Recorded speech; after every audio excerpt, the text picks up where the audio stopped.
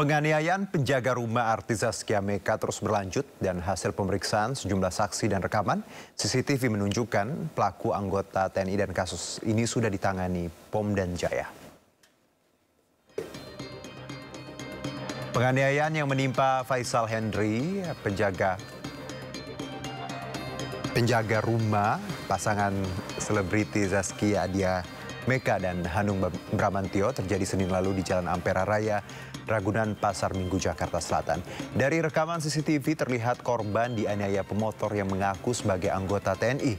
Usai kejadian, korban melaporkan kasus ini ke pihak kepolisian. Namun dari hasil pemeriksaan saksi dan rekaman CCTV, diketahui ternyata pelaku merupakan anggota TNI. Sehingga kasus ini pun kini dilimpahkan ke pihak Pomdam Jaya namun hingga kini pihak Pomdan belum mau mengungkap pelaku penganiayaan dengan alasan masih dalam pemeriksaan.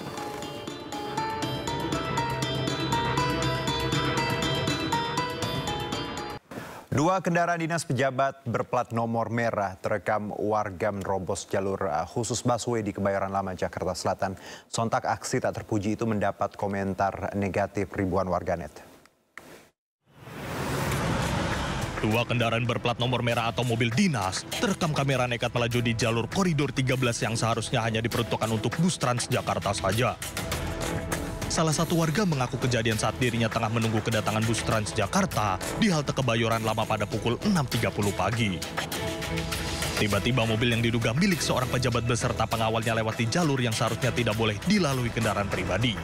Sontak video ini viral dan ditanggapi ribuan komentar negatif warganet. Namun hingga kini belum diketahui kendaraan dinas itu milik siapa. Gubernur Jakarta Pramono Anung pun merespon kejadian ini usai viral. Ia menyatakan jika pengendara yang melakukan pelanggaran ini pasti akan mendapatkan ejekan dari masyarakat.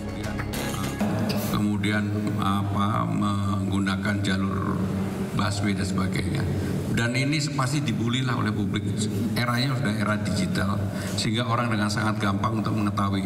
Dan saya berdoa mudah-mudahan yang menggunakan plat merah itu ketahuan. Pramono juga mengingatkan jika di era digital saat ini, seseorang bisa dengan mudah menjadi sorotan publik, apalagi dia pejabat negara. Tim Liputan iNews melaporkan. Kepala Pusat Penerangan TNI Brigjen Marinir Freddy Ardiansyah angkat bicara soal mobil dinas yang masuk ke jalur busway di Kebayoran Lama, Jakarta Selatan. Pihaknya mengaku masih menelusuri kebenarannya.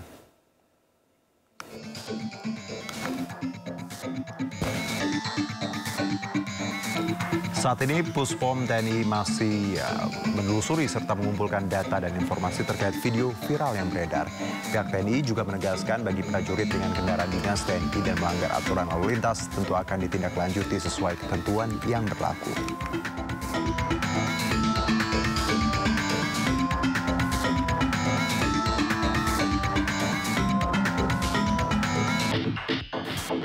Ya, pemirsa, Jakarta sempat dilanda kemacetan panjang hingga viral di media sosial. Kemacetan hingga 20 km terjadi di sepanjang jalan arah Grogol, Semanggi hingga Cawang. Bahkan membuat penumpang Transjakarta terpaksa berjalan kaki agar tak terjebak macet.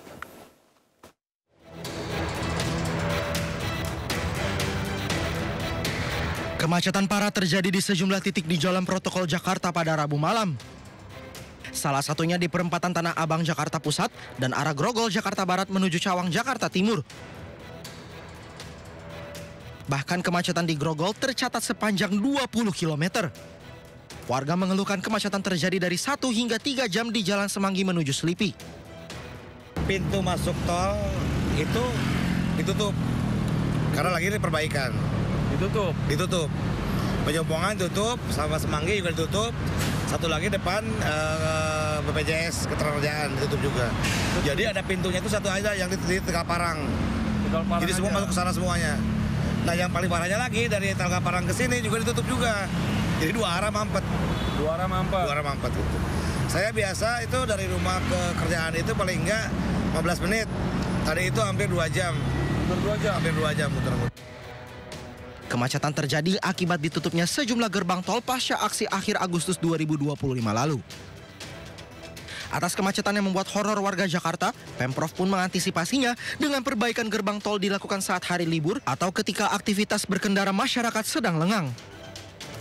Di Semanggi, kemacetan kemarin disebabkan oleh pintu Semanggi 1, 2 yang dilakukan perbaikan karena ekses dari demo-demo kemarin yang mengalami kebakaran dan sebagainya. Dan itu dilakukan secara bersamaan. Jadi tadi saya sudah minta kepada Dinas Perhubungan untuk mengkoordinasikan, jangan lagi dilakukan ketika jam banyak masyarakat sedang bertransportasi, berangkat pulang kerja, kemarin kan pulang kerja. Kalau mau melakukan ya hari libur lah gitu ya. Guna mengurai kemacetan, petugas kepolisian dan jasa marga akan memperbaiki gerbang tol secara bergantian. Dari Jakarta, Tim Liputan iNews melaporkan. Mantan personel trio Kwek-Kwek Leoni kembali soroti anggaran gaji anggota DPRD Tangerang Selatan. Leoni berharap Wali Kota Tangsel mau temui warganya untuk berdiskusi.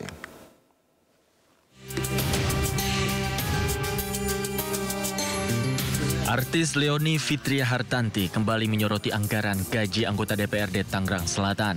Tak main-main, anggaran itu mencapai 46,67 miliar rupiah. Bahkan anggota DPRD juga mendapat alokasi untuk pakaian dinas hingga 393 juta rupiah. Menurut Leoni, jika anggaran 46,67 miliar tersebut dibagi untuk 50 anggota, maka masing-masing akan mendapatkan kurang lebih 921 juta per orang. Mantan personil trio Kwek-Kwek ini juga menyoroti anggaran medical check-up anggota DPRD yang nilainya juga fantastis.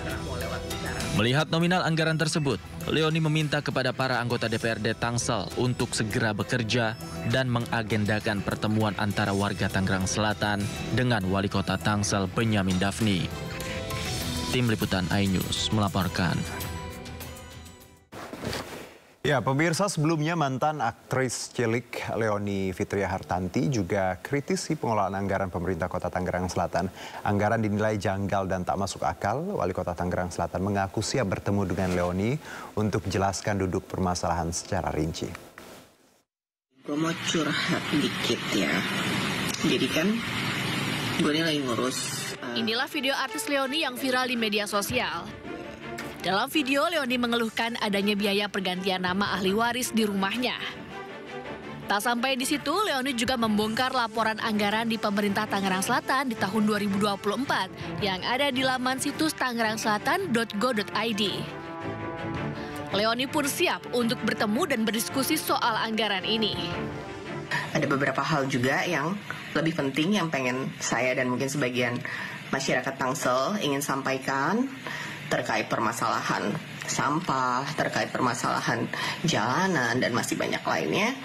Mudah-mudahan kita bisa berdialog secara terbuka, nggak cuma saya doang, tapi juga beberapa masyarakat bisa ikut hadir juga di situ. Yang pasti saya tunggu undangannya, Pak. Bisa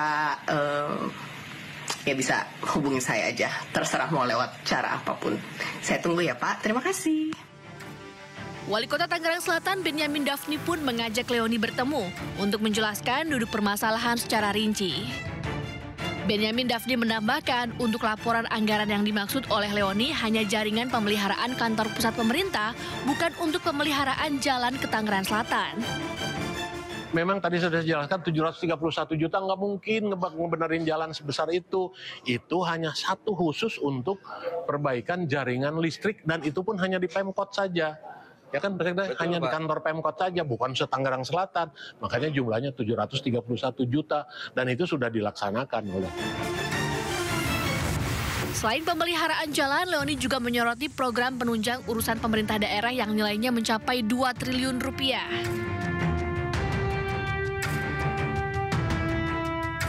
Dalam laporan ini, jumlah beban pegawai pemerintahan Kota Tangerang Selatan mencapai 1,2 triliun rupiah. Sementara anggaran untuk bansos yang diberikan untuk warga hanya sebesar 136 juta rupiah. Tim Liputan iNews melaporkan.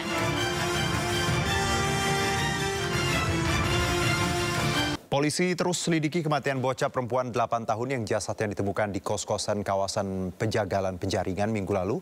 Polisi periksa 7 saksi termasuk ibu dan ayah korban.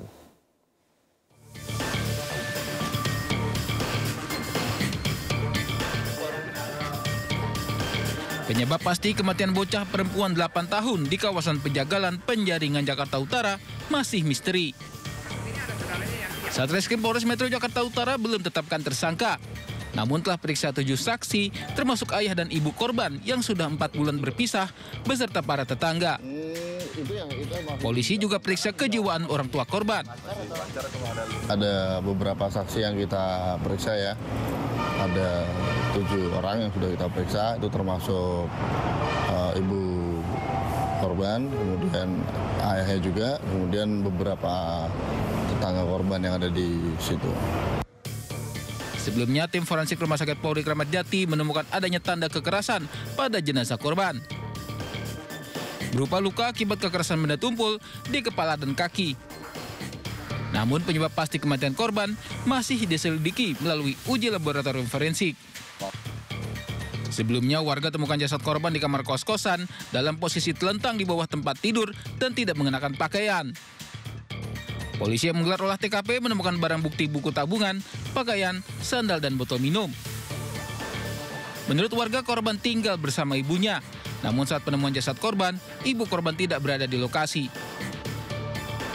Dari Jakarta, Sofyan Firdaus, iNews, melaporkan. Pemirsa, tim Satgas Operasi Damai Kartens berhasil mengevakuasi 2 warga pendulang emas yang menjadi korban pembunuhan di Kampung Binki, Distrik Seradala, Yahukimo, Papua Pegunungan.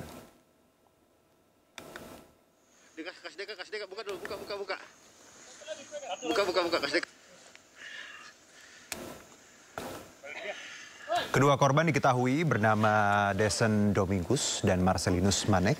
Mereka ditemukan sudah tidak bernyawa setelah diserang kelompok kriminal bersenjata atau KKB saat beraktivitas di area pendulangan emas. Proses evakuasi dilakukan oleh tim gabungan dan jasad korban berhasil dibawa dengan aman ke RSUD DKI Kabupaten Yahukimo. Tibanya di rumah sakit, keduanya langsung ditangani pihak medis untuk proses identifikasi dan otopsi. Hingga kini aparat masih melakukan penyelidikan di lokasi kejadian untuk mengungkap motif dan menangkap pelaku di balik serangan tersebut.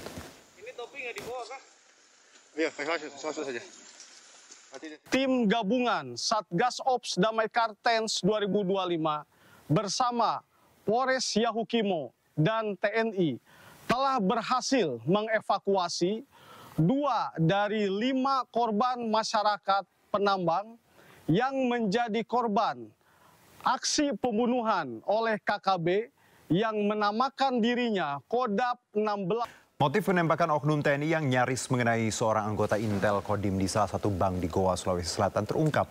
Hasil pemeriksaan sementara diduga pelaku mengamuk di dalam bank karena terjerat masalah judi online.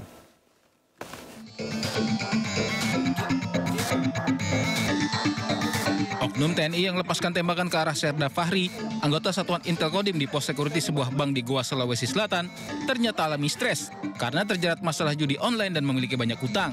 Hal itu terungkap setelah Praka SI diperiksa di Polisi Militer Komando Daerah Militer atau Pomdam 09 Hasanuddin. Pelaku juga arahkan tembakan ke Serda Fahri karena takut ditangkap usai mengamuk di bank. Beruntung tembakan tidak mengenai korban. Kemungkinan yang bersangkutan ini ada beban mental ya, beban mental karena informasi yang saya dapat dari pihak bank sendiri menyampaikan bahwa yang bersangkutan itu di bank bercerita kepada pihak security mengatakan bahwa kenapa negara ini belum mengesahkan undang-undang perampasan aset dan sebagainya. Jadi kemungkinan analisa kami memang agak kurang sehat, ya kan, dan mungkin banyak masalah. Ya. Salah satunya mungkin terpengaruh oleh hidup yang hedon ataupun terlibat judi online ataupun dengan utang yang banyak. Praka SI juga telah melanggar aturan dengan membawa senjata api keluar dari kesatuan sehingga terancam mendapat sanksi berat. Sebelumnya Praka SI diamankan setelah melepaskan tembakan di dalam bank di Goa. Pelaku diduga emosi karena tidak berhasil menemui kepala cabang bank. Dari Kabupaten Goa, Sulawesi Selatan, Bukma, iNews melaporkan.